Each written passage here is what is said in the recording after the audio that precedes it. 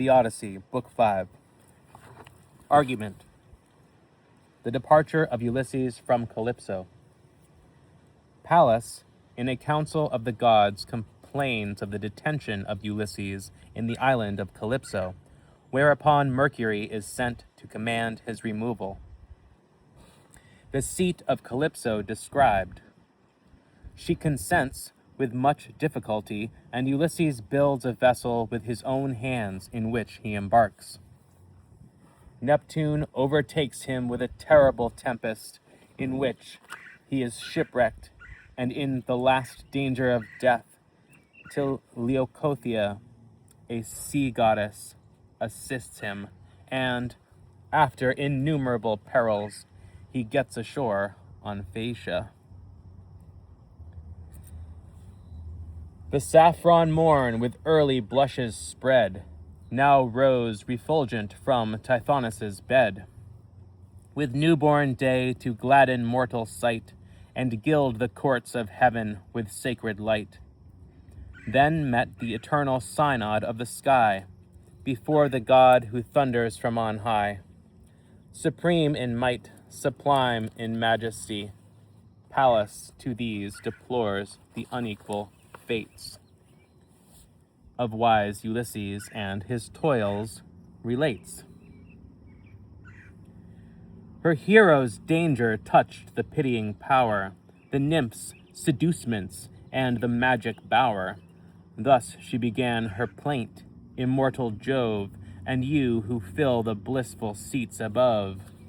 Let kings no more with gentle mercy sway, or bless a people willing to obey, but crush the nations with an iron rod, and every monarch be the scourge of God.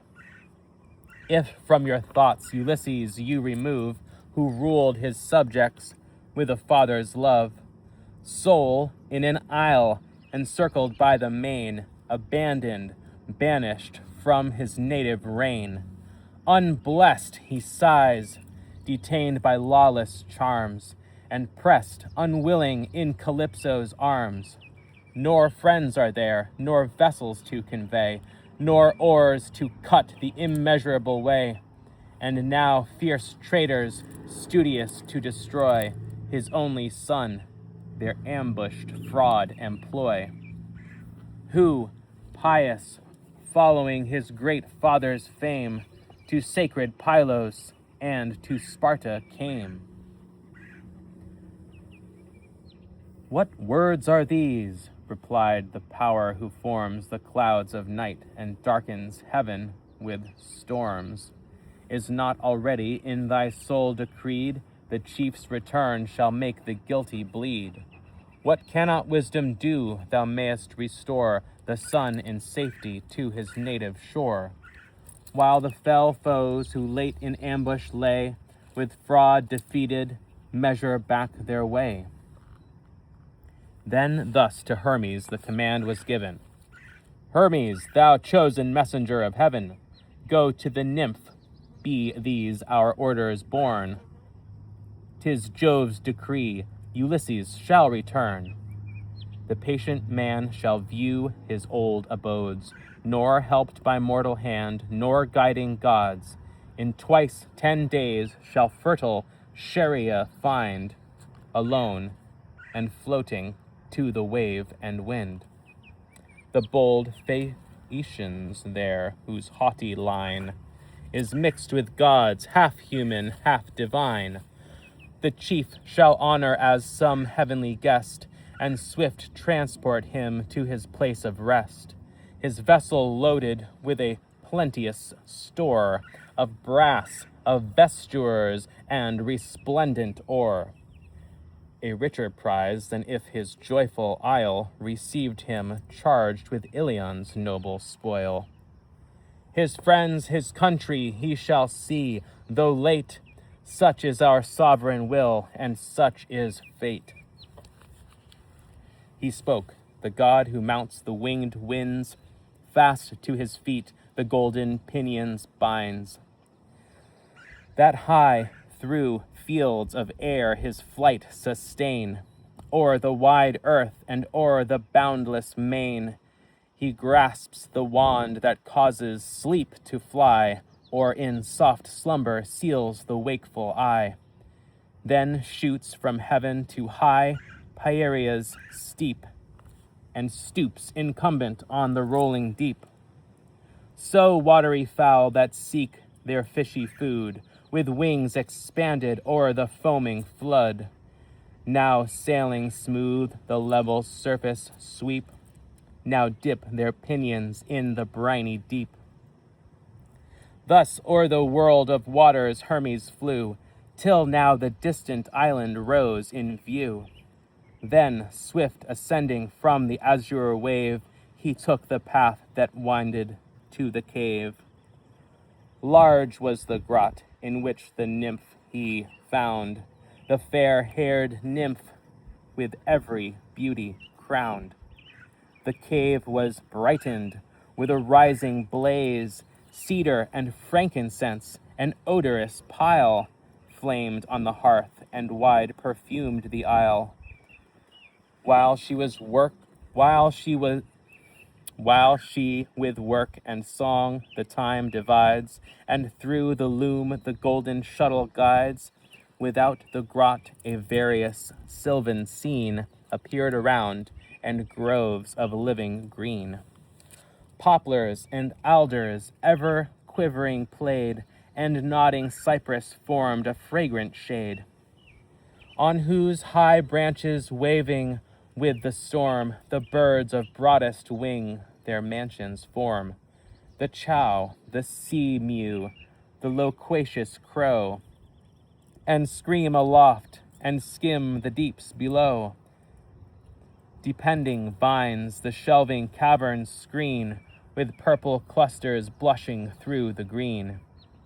4 limpid fountains from the clefts distill, and every fountain pours a several rill. In mazy windings wandering down the hill, where bloomy meads with vivid greens were crowned, and glowing violets threw odors round. A scene where, if a god should cast his sight, a god might gaze and wander with delight. Joy touched the messenger of heaven, he stayed, entranced, and all the blissful haunts surveyed. Him entering in the cave Calypso knew, for powers celestial to each other's view. Stand still confessed, though distant far they lie, to habitants of earth, or sea, or sky. But sad Ulysses, by himself apart, poured the big sorrows of his swelling heart. All on the lonely shore he sate to weep, and rolled his eyes around the restless deep. Toward his loved coast he rolled his eyes in vain, till, dimmed with rising grief, they streamed again. Now graceful seated on her shining throne, to Hermes thus the nymph divine begun. God of the golden wand, on what behest arrivest thou here, an unexpected guest? Loved as thou art, thy free injunctions lay, 'tis mine with joy and duty to obey. Till now, a stranger, in a happy hour, approach and taste the dainties of my bower. Thus having spoke, the nymph the table spread, ambrosial cates with nectar rosy red. Hermes the hospitable rite partook, divine refection, then recruited spoke. What moves this journey from my native sky, a goddess asks, nor can a god deny. Hear then the truth by mighty Jove's command. Unwilling have I trod this pleasing land. For who, self-moved, with weary wing would sweep such length of ocean and unmeasured deep? A world of waters far from all the ways where men frequent or sacred altars blaze. But to Jove's will submission we must pay. What power so great to dare to disobey? A man, he says, a man resides with thee, of all his kind most worn with misery. The Greeks, whose arms for 9 long year employed their force on Ilion, in the 10th destroyed. At length, embarking in a luckless hour, with conquest proud, incensed Minerva's power. Hence, on the guilty race, her vengeance hurled, with storms pursued them through the liquid world. There all his vessels sunk beneath the wave. There all his dear companions found their grave. Saved from the jaws of death by heaven's decree, the tempest drove him to these shores, and him, Jove now orders to his native lands straight to dismiss, so destiny commands. Impatient fate his near return attends, and calls him to his country and his friends. Even to her inmost soul the goddess shook. Then thus her anguish and her passion broke. Ungracious gods, with spite and envy cursed, still to your own ethereal race the worst. Ye envy mortal and immortal joy, and love, the only sweet of life, destroy. Did ever goddess by her charms engage a favored mortal, and not feel your rage? So when Aurora sought Orion's love, her joys disturbed your blissful hours above, till in Ortygia Dian's winged dart had pierced the hapless hunter to the heart. So when the covert of the thrice-eared field saw stately Ceres to her passion yield, scarce could Iasion taste her heavenly charms, but Jove's swift lightning scorched him in her arms. And is it now my turn, ye mighty powers? Am I the envy of your blissful bowers? A man, an outcast to the storm and wave, it was my crime to pity and to save. When he who thunders rent his bark in twain, and sunk his brave companions in the main, alone, abandoned, in mid-ocean tossed, the sport of winds, and driven from every coast. Hither this man of miseries I led, received the friendless and the hungry fed. Nay, promised, vainly promised, to bestow immortal life exempt from age and woe. 'Tis past, and Jove decrees he shall remove. Gods as we are but slaves to Jove. Go then he must, if he ordain, try all those dangers and those deeps again. But never, never shall Calypso send to toil like these her husband and her friend. What ships have I, what sailors to convey, what oars to cut the long laborious way? Yet I'll direct the safest means to go. That last advice is all I can bestow. To her, the power who hears the charming rod, dismiss the man, nor irritate the god. Prevent the rage of him who reigns above. For what so dreadful as the wrath of Jove? Thus having said, he cut the cleaving sky, and in a moment vanished from her eye. The nymph, obedient to divine command, to seek Ulysses, paced along the sand. Him pensive on the lonely beach she found, with streaming eyes in briny torrents drowned, and inly pining for his native shore. For now the soft enchantress pleased no more. For now, reluctant and constrained by charms, absent he lay in her desiring arms. In slumber wore the heavy night away, on rocks and shores consumed the tedious day. There sate all desolate and sighed alone, with echoing sorrows made the mountains groan, and rolled his eyes o'er all the restless main, till dimmed with rising grief they streamed again. Here on his musing mood the goddess pressed, approaching soft, and thus the chief addressed.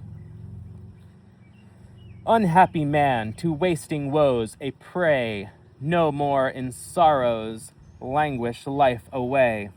Free as the winds I give thee now to rove. Go, fell the timber of yon lofty grove, and form a raft, and build the rising ship, sublime to bear thee o'er the gloomy deep. To store the vessel let the care be mine, with water from the rock and rosy wine, and life-sustaining bread, and fair array, and prosperous gales to waft thee on the way. These, if the gods with my desire comply, the gods, alas, more mighty far than I, and better skilled in dark events to come, in peace shall land thee at thy native home. With sighs Ulysses heard the words she spoke, then thus his melancholy silence broke.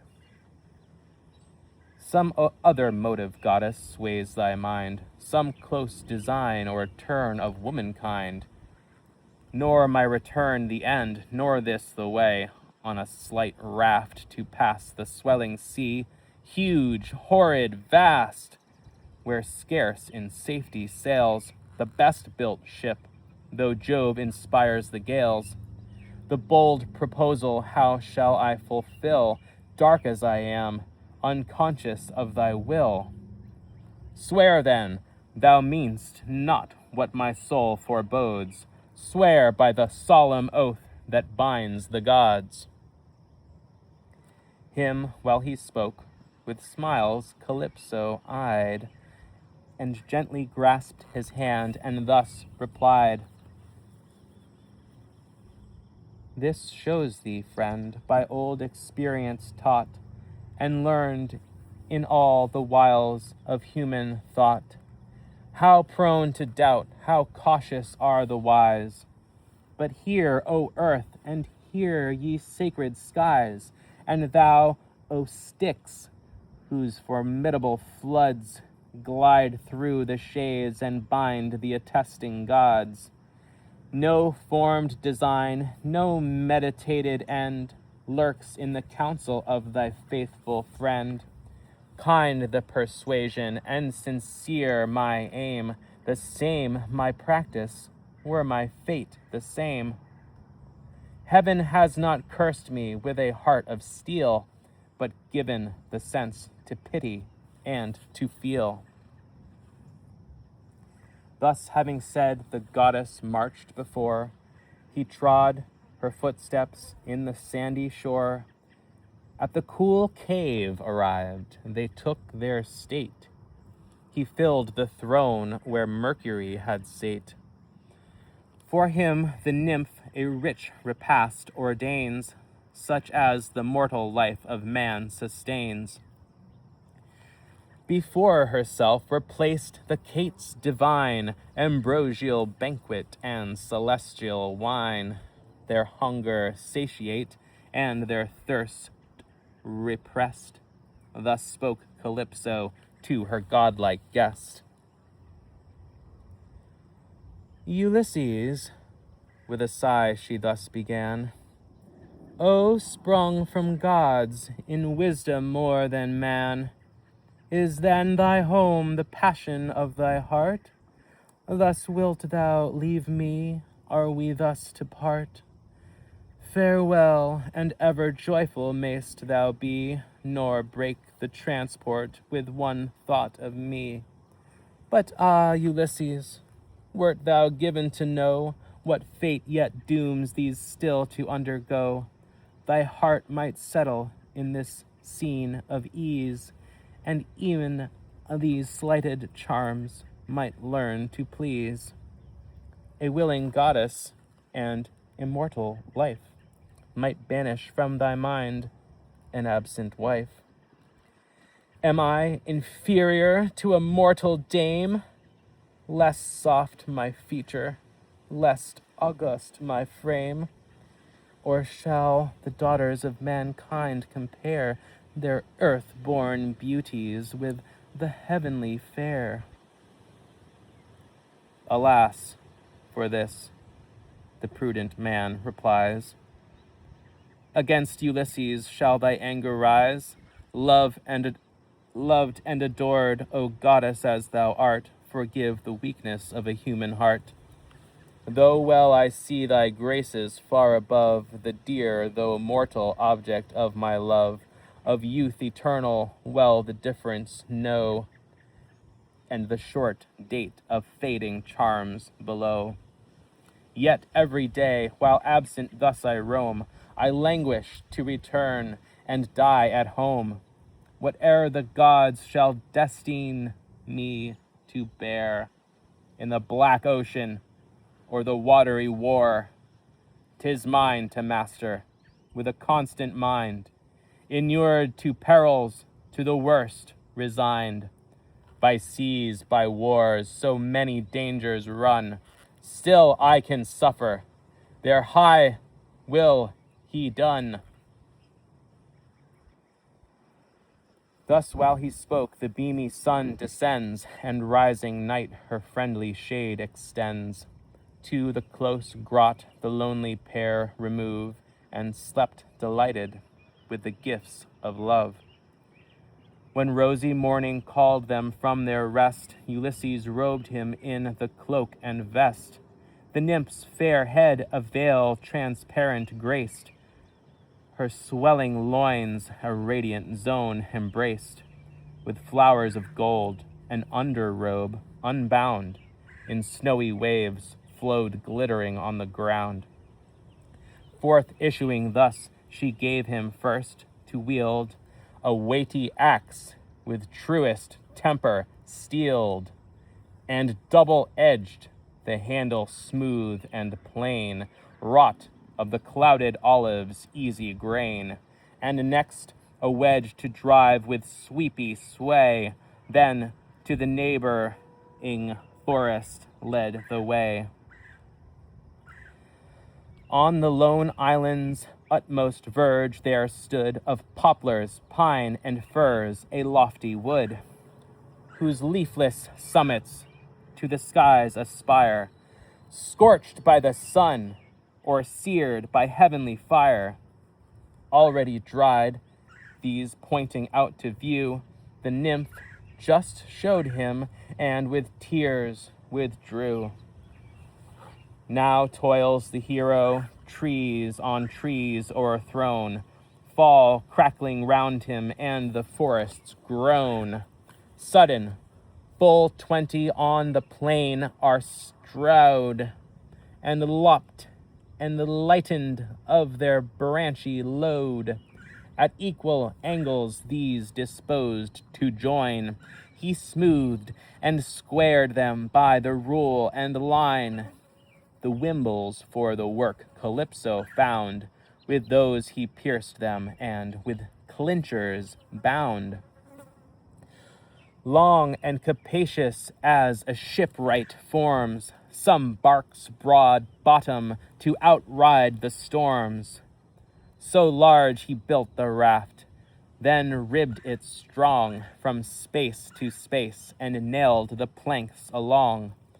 These formed the sides, the deck he fashioned last, then o'er the vessel raised the taper mast, with crossing sail yards dancing in the wind, and to the helm the guiding rudder joined, with yielding osiers fenced to break the force of surging waves and steer the steady course. Thy loom, Calypso, for the future sails, supplied the cloth capacious of the gales. With stays and cordage last he rigged the ship, and rolled on levers launched her in the deep. 4 days were past, and now the work complete, shone the 5th morn, when from her sacred seat the nymph dismissed him, odorous garments given, and bathed in fragrant oils that breathed of heaven. Then filled 2 goatskins with her hands divine, with water one, and one with sable wine. Of every kind provisions heaved aboard, and the full decks with copious viands stored. The goddess last a gentle breeze supplies to curl old ocean and to warm the skies. And now, rejoicing in the prosperous gales, with beating heart Ulysses spreads his sails. Placed at the helm he sate and marked the skies, nor closed in sleep his ever watchful eyes. There viewed the Pleiads and the northern team, and great Orion's more refulgent beam, to which around the axle of the sky the bear, revolving, points his golden eye, who shines exalted on the ethereal plain, nor bathes his blazing forehead on the main. Far on the left those radiant fires to keep the nymph directed as he sailed the deep. Full 17 nights he cut the foaming way.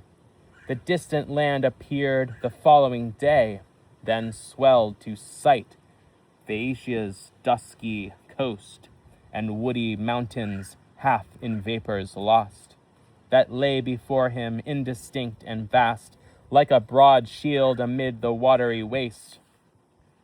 But him, thus voyaging the deeps below, from far on Solyme's aerial brow, the king of ocean saw, and seeing, burned. From Ethiopia's happy climes returned, the raging monarch shook his azure head, and thus in secret to his soul he said, "Heavens, how uncertain are the powers on high! Is then reversed the sentence of the sky in one man's favor, while a distant guest I shared secure the Ethiopian feast? Behold how near Phaeacia's land he draws, the land affixed by fate's eternal laws. To end his toils, is then our anger vain? No, if this scepter yet commands the main." He spoke, and high the forky trident hurled, rolls clouds on clouds, and stirs the watery world. At once the face of earth and sea deforms, swells all the winds, and rouses all the storms. Down rushed the night, east, west, together roar, and south and north roll mountains to the shore. Then shook the hero, to despair resigned, and questioned thus his yet unconquered mind. "Wretch that I am, what farther fates attend this life of toils, and what my destined end? Too well, alas, the island goddess knew, on the black sea what perils should ensue. New horrors now this destined head enclose, unstilled is yet the measure of my woes. With what a cloud the brows of heaven are crowned! What raging winds, what roaring waters round! 'Tis Jove himself the swelling tempest rears. Death, present death, on every side appears. Happy, thrice happy, who in battle slain, pressed in Atrides' cause the Trojan plain. Oh, had I died before that well-fought wall, had some distinguished day renowned my fall, such as was that when showers of javelins fled from conquering Troy around Achilles dead. All Greece had paid me solemn funerals then, and spread my glory with the sons of men. A shameful fate now hides my hapless head, unwept, unnoted, and forever dead." A mighty wave rushed o'er him as he spoke. The raft is covered, and the mast is broke. Swept from the deck and from the rudder torn, far on the swelling surge the chief was borne. while by the howling tempest rent in twain flew sail and sail yards rattling o'er the main. Long pressed he heaved beneath the weighty wave, clogged by the cumbrous vest Calypso gave. At length, emerging from his nostrils wide, and gushing mouth effused the briny tide. Even then, not mindless of his last retreat, he seized the raft and leaped into his seat. Strong with the fear of death, in rolling flood, now here, now there, impelled the floating wood, as when a heap of gathered thorns is cast, now to, now fro, before the autumnal blast. Together clung, it rolls around the field, so rolled the float, and so its texture held. And now the south, and now the north bear sway, and now the east the foamy floods obey, and now the west wind whirls it o'er the sea, the wandering chief with toils on toils oppressed. Leucotheus saw, and pity touched her breast.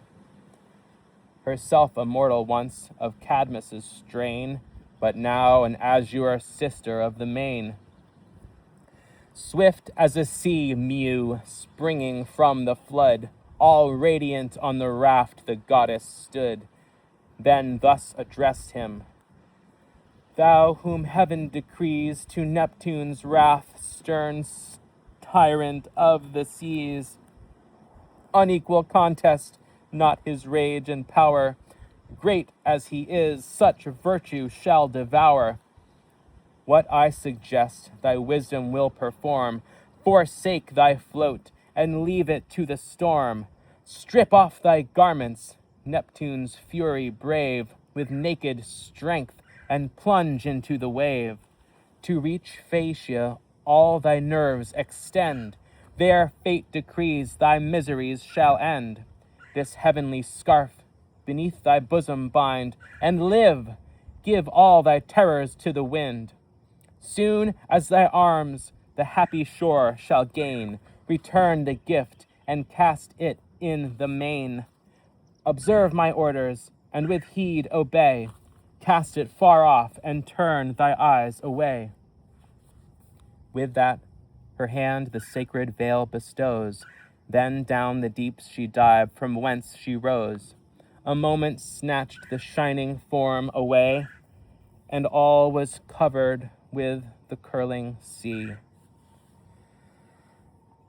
Struck with amaze, yet still to doubt inclined, he stands suspended and explores his mind.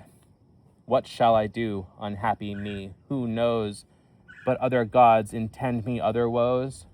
Whoe'er thou art, I shall not blindly join thy pleaded reason, but consult with mine. For scarce in ken appears that distant isle. Thy voice foretells me shall conclude my toil. Thus then I judge, while yet the planks sustain the wild waves' fury, here I fixed remain. But when their texture to the tempest yields, I launch adventurous on the liquid fields. Join to the help of gods the strength of man, and take this method, since the best I can. While thus his thoughts an anxious counsel hold, the raging god a watery mountain rolled. Like a black sheet the whelming billows spread, burst o'er the float, and thundered on his head.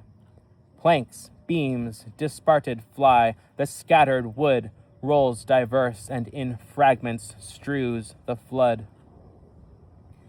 So the rude Boreas, o'er the field new shorn, tosses and drives the scattered heaps of corn. And now a single beam the chief bestrides, there poised awhile above the bounding tides. His limbs discumbers of the clinging vest, and binds the sacred cincture round his breast. Then prone an ocean in a moment flung, stretched wide his eager arms and shot the seas along. All naked now, on heaving billows laid, stern Neptune eyed him and contemptuous said, "Go learned in woes and other foes essay, go wander helpless on the watery way. Thus finds out the destined shore, and then, if Jove ordains it, mix with happier men. Whate'er thy fate, the ills our wrath could raise, shall last remembered in thy best of days." This said, his sea-green steeds divide the foam, and reach high Aegea and the towery dome. Now scarce withdrawn the fierce earth-shaking power, Jove's daughter Pallas watched the favoring hour. Back to their caves she bade the winds to fly, and hushed the blustering brethren of the sky. The drier blasts alone of Boreas away, and bear him soft on broken waves away, with gentle force impelling to that shore, where fate has destined he shall toil no more. And now 2 nights, and now 2 days were past, since wide he wandered on the watery waste, heaved on the surge with intermitting breath, and hourly panting in the arms of death. The 3rd fair morn now blazed upon the main, then glassy smooth lay all the liquid plain. The winds were hushed, the billows scarcely curled, and dead silence stilled the watery world. When lifted on a ridgy wave he spies the land at distance, and with sharpened eyes, as pious children, joy with vast delight, when a loved sire revives before their sight, who, lingering long, has called on death in vain, fixed by some demon to his bed of pain, till heaven by miracle his life restore. So joys Ulysses at the appearing shore, and sees and labors onward as he sees the rising forests and the tufted trees.